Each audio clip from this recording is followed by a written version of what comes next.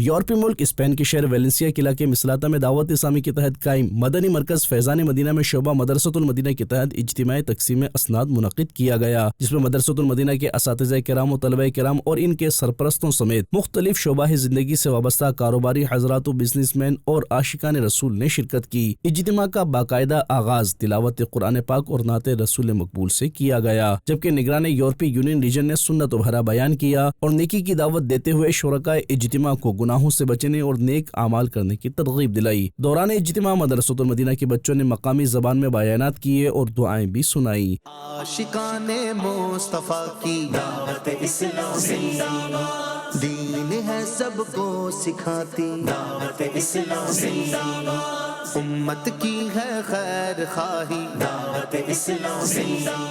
اختتام پر بچوں میں تحائف بھی تقسیم کیے گئے اور پھر صلاۃ و سلام پڑھا گیا اور نگران ریجن نے دعا کروائی، نیز ملاقات کا سلسلہ بھی ہوا۔